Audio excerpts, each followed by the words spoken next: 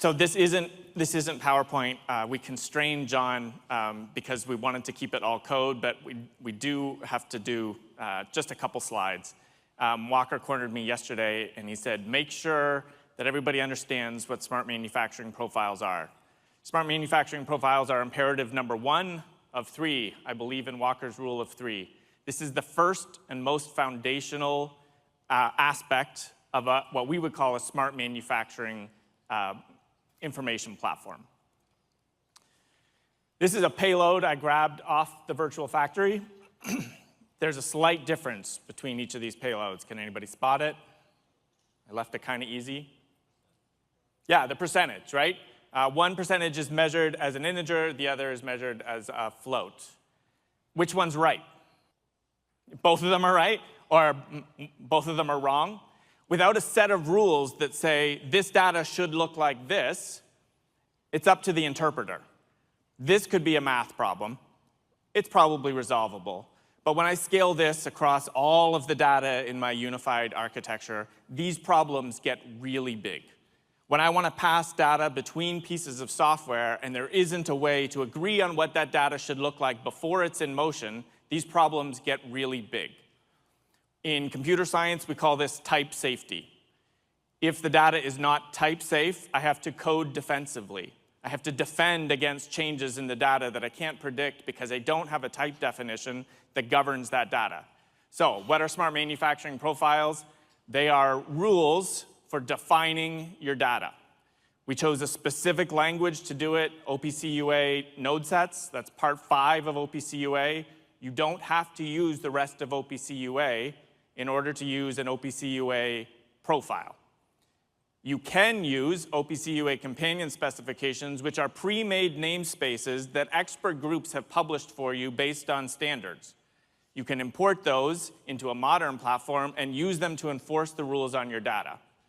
You can also make your own.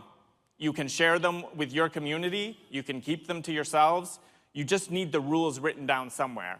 If you are a vendor, there is no excuse in the age of Claude not to be able to import and export node sets. It's an XML format. It's a little ugly. It's hard to understand. Claude can eat it up in about 30 seconds. You're out of excuses. If you are an end user, I have a softer tone. I will accept UDTs. I will accept JSON schema. I will accept models, okay? But make the rules for your data independent of the movement of your data. This is MQTT Explorer. Everybody's familiar with it. This is not a namespace, this data that I'm looking at. I know that might come as a surprise to some of you. Hopefully it doesn't to others. This is an address space. In the address space, there is the implication that namespaces exist. I can see, especially as I look in a vendor section, I can see that somebody has put thought into what the data should look like. But I cannot, in the broker, see what those rules are. I can only see the effect of those rules. I need some pointer in the data that says, here's where to find the rules that govern this data. This is how we do data governance. This is how we apply internal standards. And this is how we can apply external standards. So what are smart manufacturing profiles? They are the rules that govern your data. If you're a vendor, you need to do this all the way right. If you're an end user, you need to do the best you can with the tools that you have available, and you need to ask your vendors to do better. If you have done this well, then what you see in your address space are facts. This is the facts layer. These are true, verified pieces of information about your operation. But let's be clear, this is not a knowledge layer. Knowledge is the relationship between facts. When this temperature goes high, I have this quality problem. That's an explicit relationship that an AI might be able to infer, but there's a human somewhere in your operation that knows that information. A contextual manufacturing information platform is where I can gather that knowledge. I have to extract it from people's heads, and I need to articulate it somewhere that an AI can come along and find it. Jeff shared this great vision with us on Monday about what the future looks like. In order to get there, we have to capture the knowledge that our workforce has. And we have a burning platform. Todd called it the silver tsunami. we have a generation leaving the workforce that has this knowledge trapped in their heads. And right now, we don't have great tools to capture that knowledge. It's starting to happen. Our industry, as usual, is behind where everyone else is. But if you're on Inductive's Ignition platform, there's a vendor here called Thread that is building a knowledge graph on top of Ignition. If you haven't seen them yet, go check them out. You can build it yourself with something like Neo4j that gives you a graph database. But it doesn't have to be that hard. I found this on GitHub, and this captures knowledge in a Markdown document. Just capture the knowledge in a Markdown document. And we usually illustrate it like this. This is right on their GitHub. The data that I see in my address space that is governed by the type definitions that are in my namespaces that are verifiable and can be shared with my constituents, that data is an object. Those objects have relationships with other objects. The relationship lines are the knowledge that you need to capture. We don't have a lot of tools like this in our space, but they're coming. This weekend, we were on vacation last week. This weekend, I got a message from Sam Elsner at Litmus. He's like, I want you to check something out. Using a tool I'm going to share in a minute, a technology I'm going to share in a minute, Sam walked the hierarchy of the virtual factory and gave me this knowledge visualization. The hierarchical relationships in our broker are one set of relationships that represent knowledge about our systems. It's only one. We must not stop there, but we should begin harvesting what's there. This knowledge is there if we do a good job of creating our address spaces and govern them with namespaces. We need to start doing this. This is imperative number 2. Imperative number 3, then, is a problem Sesame spotted about 2 years ago. We get to work with good vendors who care about these things. But we observed that we were headed for a 3rd level of chaos. Chaos level 1 was communications. We have hundreds of different things we have to communicate with. We mostly solve that through an abstraction called drivers. Chaos level 2 is the namespace problem. Walker and community have been trying to solve that by unifying namespaces. Standards groups have been trying to solve that by publishing standards. We have a namespace chaos problem. We are headed towards an API chaos problem. If I organize all of this data in a system from vendor A, and somebody else organizes their data in a system from vendor B and C and on ad infinitum, what I end up with is a whole bunch of different open APIs that don't work together. If I'm an app developer, and let's be clear, the app is where the value is, right? The consumption of the data that turns it back into useful information or a decision or a recommendation or an AI, the app is where the value is. I have to write that app for each platform that my customers might want to support. This is API chaos, and we needed to get ahead of it. So in 2024, a small group of Sesame members got together and drafted an internet-style RFC. That's a request for comment. RFC is how the internet was born. And in November of 2024, we shared it with our community, including the vendors and end users, and said, this is what we think we need to do. We need to come up with a common API that all of the vendors can use. And I was not sure how people would respond. We got 2 responses from the vendor community. Only 2 kinds. Yes, we agree with you. Tell us how to do it, and we will do it. And yes, we agree with you. We passionately believe this needs to be done, and we will volunteer our time to make it happen. That group has been working for the past 13, 14 months. Some of the people you'd expect, they're in this room. Some of the people probably will never be in this room, but they contributed as well. We call it i3X. It's Industrial Information Interoperability Exchange. It's just an acronym, but it is a common API. Before I cue the demo, a little bit of a more technical explainer. As we looked across the 50 projects that we funded, we kind of analyzed what functions they needed. And this kind of became the thesis. We looked at the vendor community, and it turns out most of them already had these functions. They just had different ways to call them.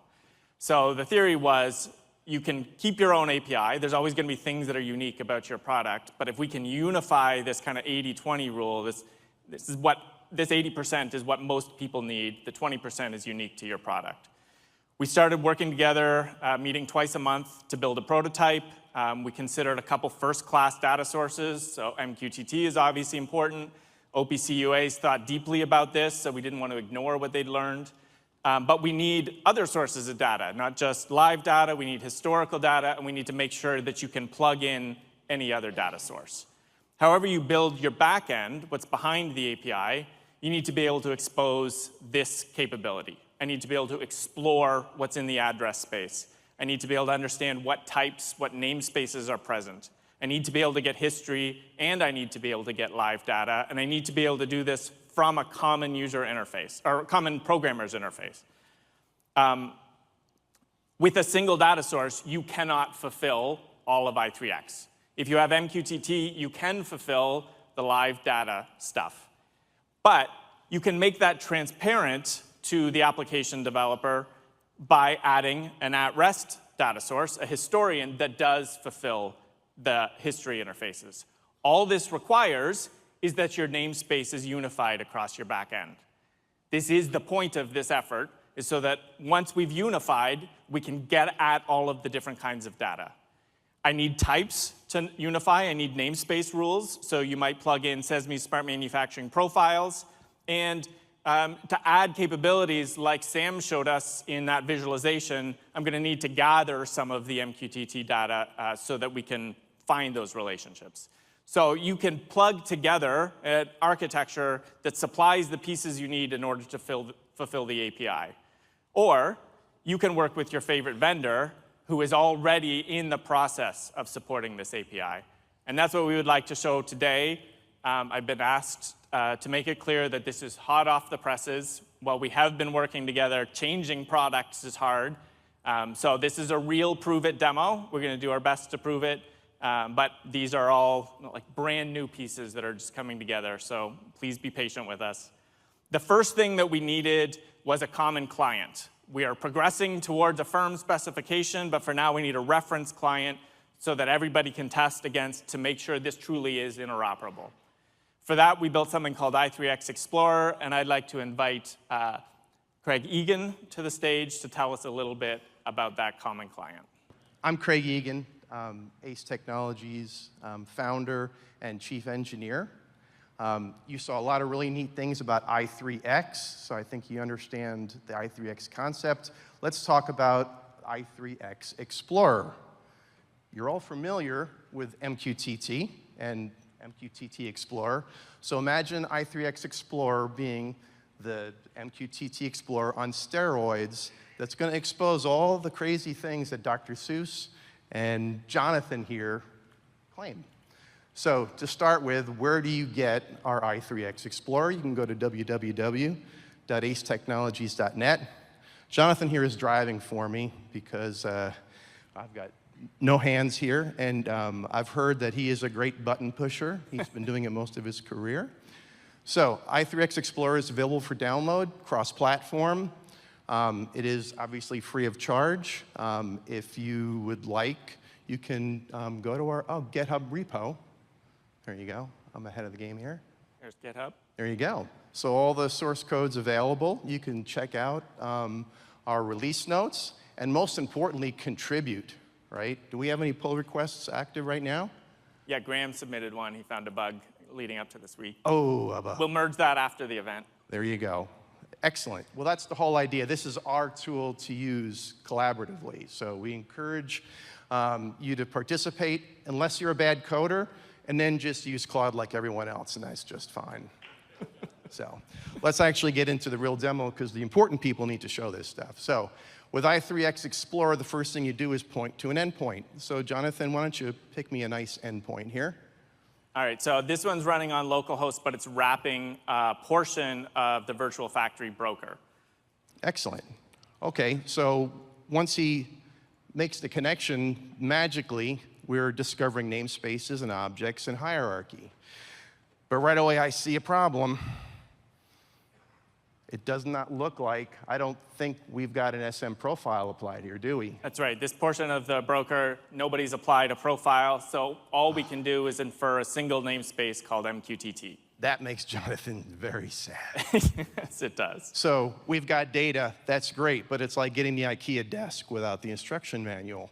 So I can browse the hierarchy, I can get my data, but I'm missing half the piece. Half the puzzle's missing. So let's disconnect and try again.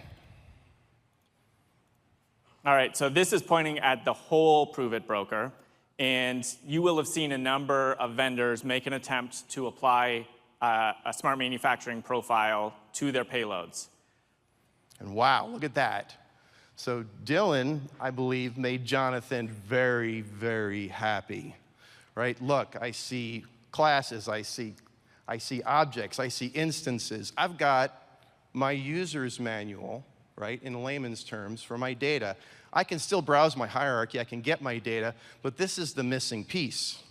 Notice as he's also browsing the hierarchy, we're also seeing a really interesting relationship graph. So we're seeing that, and we're also seeing our live data. And in future demonstrations, you're also going to see the historical data. So look what we've got in one single pane of glass. We've got the hierarchy, we've got the live data, we have the historical data, and for once, the user's manual. We have it all together for the first time. That's pretty darn exciting. Yeah, I'm going to take a second here just to give a few more props. So Dylan did a great job. He implemented the machine basic building block for identification. I can tell that's Dylan because I see the type, and I can see the instances are in the Able Era topic branch. Ooh. Nice job, Dylan. Dylan's not the only one. This compressor, JPI, standardized this according to the compressed air companion specification. So they used published standard. And I can see right here directly from the virtual factory that they've applied a namespace, and I know where the rules are that govern this data. There's a couple others that did it by proposing their own profiles, which is a valid approach. That's how we work together. Datos, I know Eucadine did it. I know Skellig did it. So I can tell right away. Who did their homework?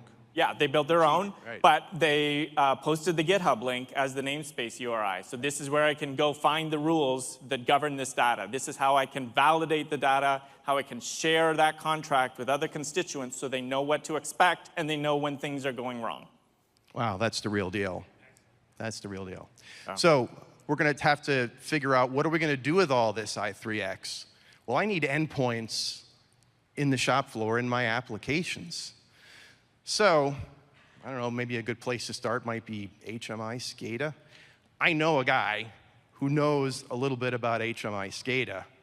He is way smarter than me, but he is nowhere near as good looking. And I will hand the microphone over to my friend Travis. All right. All right, well, thank you for that. So we're going to start at the low level. We're going to connect to our controllers, and we're going to basically build UDTs in Ignition or bring in more smart manufacturing profiles that we can get out there and expose through i3X.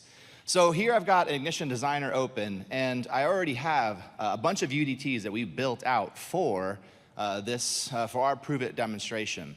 And these UDTs are ones that we just defined inside of Ignition.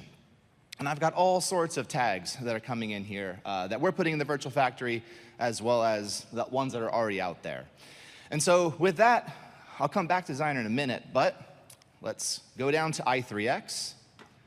We're going to go to our endpoint within Ignition. Ignition is running in the cloud right now. We have the i3X endpoint on there. We're going to go ahead and connect to it. And we're going to be able to discover all of the namespaces that are in there. And in fact, here are all the Ignition UDTs that are part of our demo that we created. Now, that's the Ignition UDT namespace. Of course, we have the machinery, the machine identification type namespace as well. And you can see all the machine IDs that happen to be there. All right, so then that's great. Let's look at the data. If we go down to hierarchy, we're going to be able to see, if I come down to our MQTT engine, ProveIt 2026 inductive, go down to site 1. Let's go to liquid processing, tank storage. You can see all the relationships that are being built out in here. If I come down tank 1, look at process, I'm going to be able to see the live data as well as the history of that particular UDT. Now, we'll also be able to expose not just parent-child relationships, but we can build any kind of relationship within this. And in Ignition, we decided to also bring in the alarms as a has-alarm relationship. And so I can see on this process, I have an alarm there, and I can get all the alarm information, including the history of those alarms. So it's a great way to be able to expose the full, true power of the tag system that is inside of Ignition.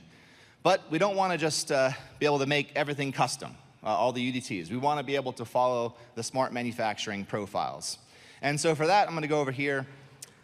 We have built a converter that allows us to go browse cloud libraries, or if a company has their own smart manufacturing profile library, where we can then bring in new profiles, have them instantiate them, map them to our PLCs, and ultimately get them exposed in that namespace.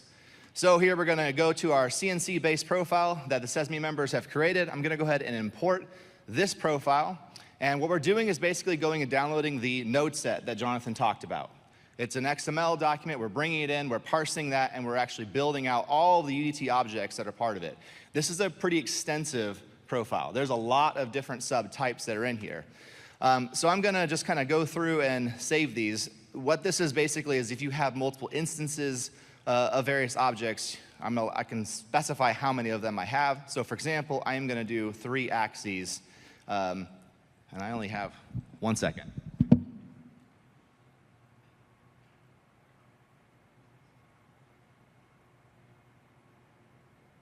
All right, there we go. It's hard to hold the mic and do that at the same time. I'm going to go ahead and save 3 axes, do our channel, do our spindle, and then now I'm going to be able to import this into Ignition. So before I import it, I don't have any of those UDT definitions in here. So let's go down, import all those UDTs, and there they are. There is our base CNC base type. But now we have to instantiate that and map that to our PLC. I'm going to go ahead and go to our profiles. We're going to do a CNC base type. We're going to create a new one. And again, here I'm going to put this down just for a second. I need Jonathan up here too. So I am now mapping that to a PLC called CNC, and inside that there's CNC1.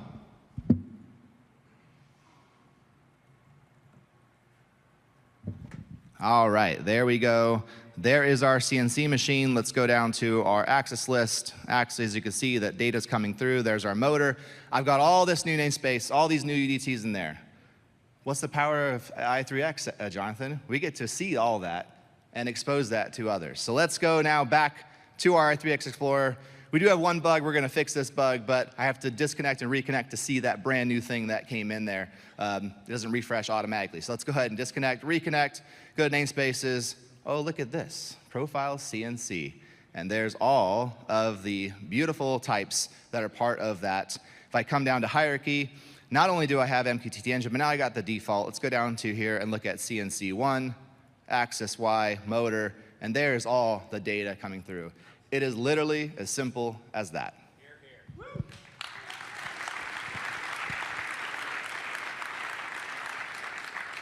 All right, from there, we got to go further, right? There's many layers of the supply chain that we have to go through. Let's talk about how we can then take that data and go further with history. Thank you, Travis. Good morning, everyone. I'm Graham Welton from Flow Software. We produce the time-based historian. If you don't know the time-based historian, well, it's a high-performance, reliable, and easy-to-use historian. Sorry.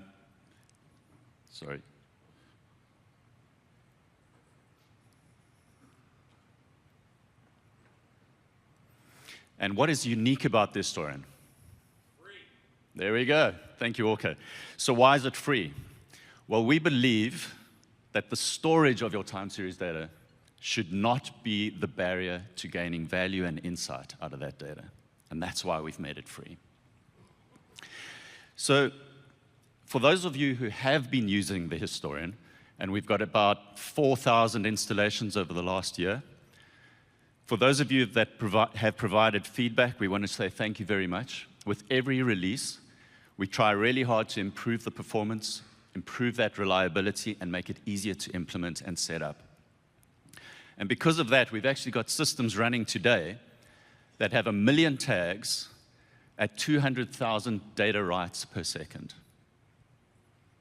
1 million tags, 200,000 data writes per second.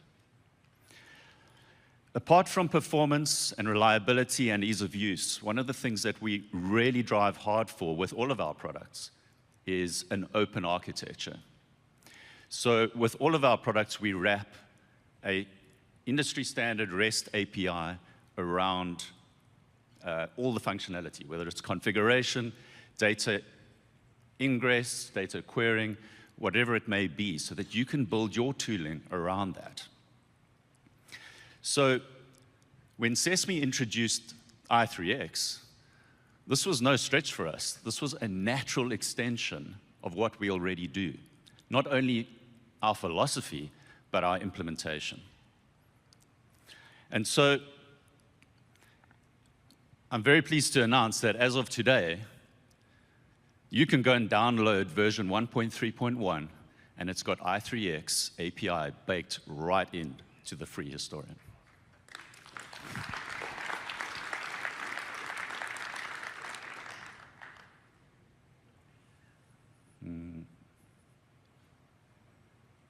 One more, there we go, thank you. Okay, where's that tab? All right, so here we have the historian administrative UI. I'm not going to spend time on this. Just very quickly, we go into the Sesame dataset. Here you can see all the tags in that dataset. This is coming directly from the virtual factory. You can see the last value. You can see the unit of measure. You can see additional fields. All of this is coming from the virtual factory. If I go to the API, you're going to see our documentation. This is our standard API. I'm not going to spend time on this, but let me show you. We've now got our i3X definition. And there you will see all the endpoints, the explore endpoints, where you can discover the object types, the objects, the query endpoints, where you can go and get the last known value, as well as the history, and then, of course, the subscribe endpoints. So let's go and see what that looks like here.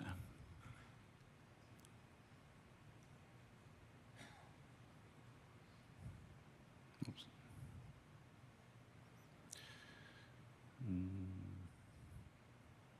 There we go.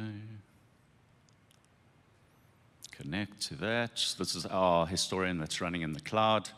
You'll see Jeff and Lenny using that later today. And let's just go and browse some data. Sorry, wrong one.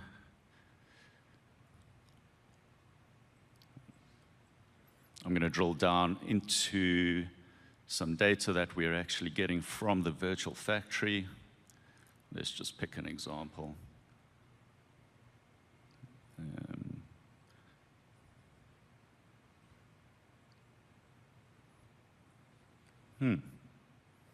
Which one's got data? Sorry, I'm not. Dallas doesn't have data.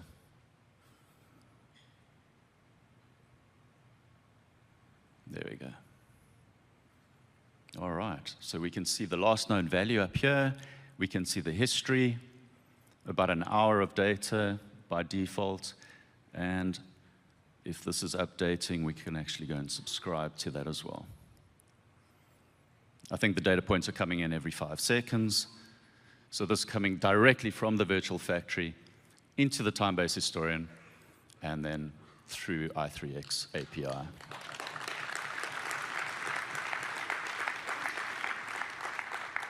And so all of this data has actually been, you'll see from the virtual factory, it's actually been pre-modeled and pre-structured, and that's because we're using HighByte's data source. So I'll hand over to Aaron. Thanks, Graham. Is this plugged in? Are we sure? Before I even get on this thing, is it plugged in? All right. It is a Mac, so we're going to have to struggle through that together. Not a Mac. Thank you for the support. So I was one of the guys that saw the RFC that Jonathan posted and was like, I love this, I support this, and this is wrong, and this is wrong, and this is wrong, and this is wrong. Because I'm an engineer, so when I see Swiss cheese, I just see the holes, right? And that's how I got involved. And now I'm in a group chat on Teams with Jonathan and Matt, and I think we have like 100 messages a day back often on i3X just trying to get the spec right. So we need help on the spec. That's my call out there. But my name is Aaron Semley, CTO of HighByte. So we're industrial data ops, right? And I often talk about industrial data ops as the API of the factory. So when an actual API standard came along to represent that, like hugely supportive of that. So I'll show you briefly, in the means of time here, how we do that in HighByte. So everything I'm showing you is in alpha. If you want a version of that, we can send it to you. It'll be in our next release. Know that anything you see up here is going to break because we are working on the spec. So play with it, don't put it in production, but things are going to change as we learn and open the standard. So you'll see here is this is HighByte. We're deployed at the edge inside the factory. This is a little i3X services tab where we're really just enabling the i3X functionality. If you go into our namespaces, so what we're doing is we're connecting to everything that's in the factory, driving that through contextualization and modeling, right, and then making that available through namespaces. And those model definitions are here, and I have to do that. Jonathan mentioned this. We do support this. I don't have this prep for the demo, but you can come in and import a model that is a node set, go and select the files on this. Oh, geez, this is Mac, huh? I'm not going to do it. I can get out though. And those models would appear, and you would hydrate those models in HighByte like you would anything else. So what we do, we have this view of the factory we built with Boston, Seattle, and Dallas. And I'm sorry, Graham, Boston was the only one with live data, but you nailed that. That's actually coming from the ProveIt factory. And what I'll do now is just jump into i3X and show you what that looks like on the i3X side. So if I can remember the IP this time. And we have the same bug that Travis had mentioned. I actually fixed it yesterday with a refresh. I'm not going to show that, but I think that is going to be a common issue of trying to refresh the address space. My mic, and real quick, we're not going to do a Q&A. However, they are doing a workshop at noon in room A. Jonathan Wise will be down there, so if you have any questions, because they're going to go 5 minutes over, we're not going to do a Q&A. Room A at noon. Okay, I'll speed this up then.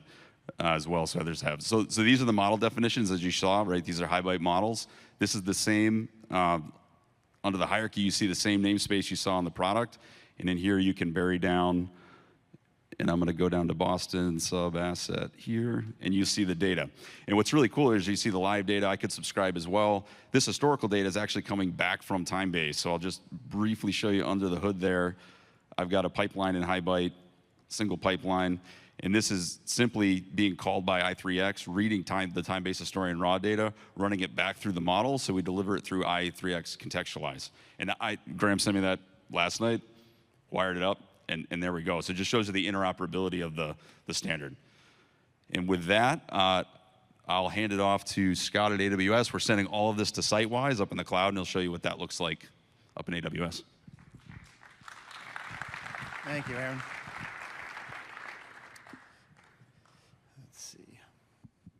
This is important, so don't feel rushed. We have until 15 after. It's an important presentation. But try to be done in 4 minutes.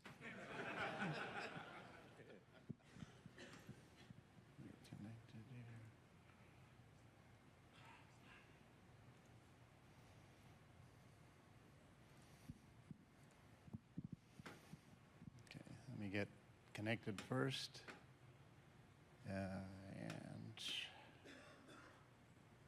So if you're a vendor in here and you develop software products at an absolute minimum and you're not having a conversation with SESME and this working group, you're making a mistake. Rest assured. Okay, so what HighByte has pushed all of their namespace up into AWS IoT Sitewise. Sitewise is our time series data store. Has modeling, has a hierarchical relationship. So let me show you what that looks like first in Sitewise. Same information that you saw in the namespace from HighByte. I can drill down through that hierarchy and get down to the actual measurement points within Sitewise.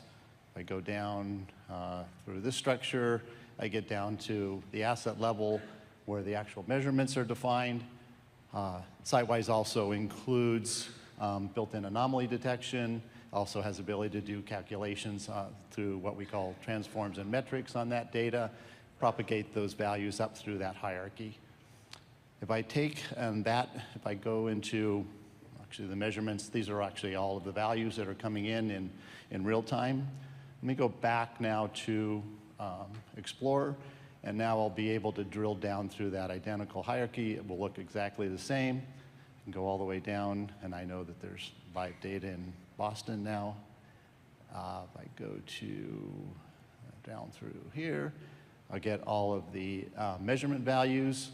And if I go down to grab one of those values, I get that same historical information. I'm now pulling that history out of Sitewise through Sitewise API, and I can also go in and subscribe to that information. I need to set polling. And again, we're on a 5-second update from HighByte. I'll be able to subscribe to that information. I could drop additional values in there for that subscription. So same visualization, same client against Sitewise, and then populated initially by HighByte.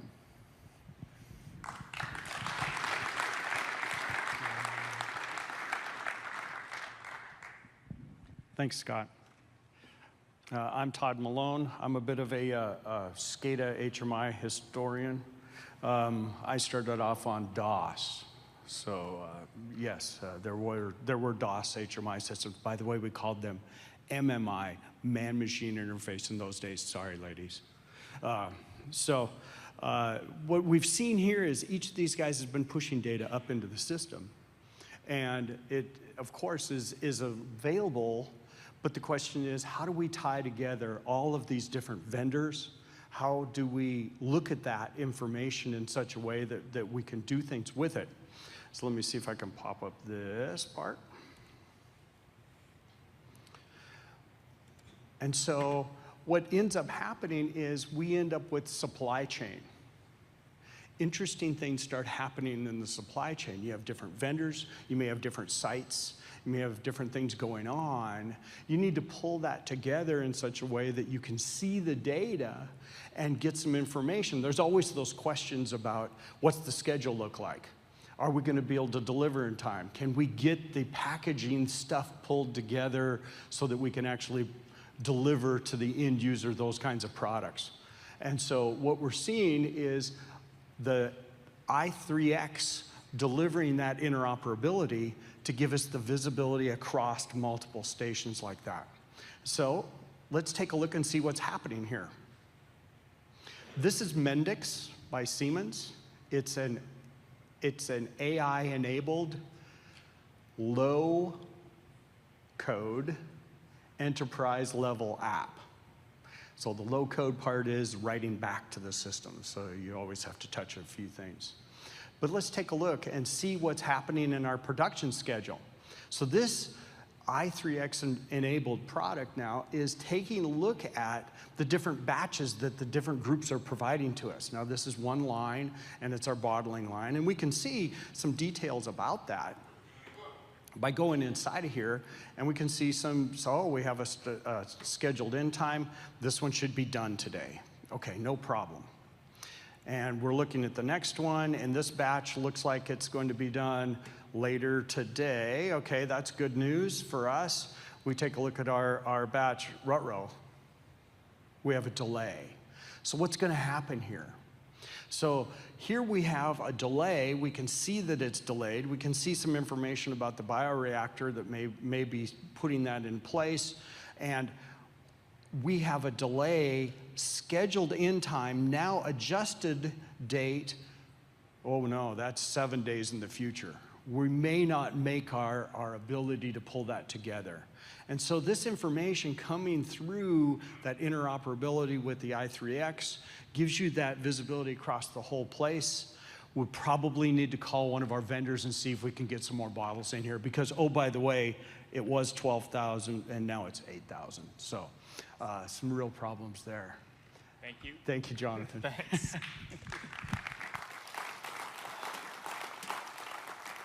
I got to wrap up because we're at time. I'm going to ask Tony Huffman to come to the stage. He's an end user that's waiting to use this. But just to recap what you saw, all of these vendors are interoperating because they've unified the namespace and they're using the same API definition.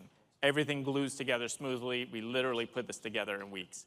There are developer tools, connect.sesame.org/i3x, i3x.dev, on our GitHub. As of this week, we have an i3x Python client library. So if you've used Payho MQTT, you already know how to use i3x. Awesome. If you haven't yet connected the dots, if you're a domain expert, if you understand manufacturing, but you haven't ever built a product because the load is so heavy, the lift is so heavy, guess what? You can now, especially with this unbelievable set of AI tools we have, you can now build a product against an API, not against an entire stack. If you're a manufacturer, you should absolutely never buy another data silo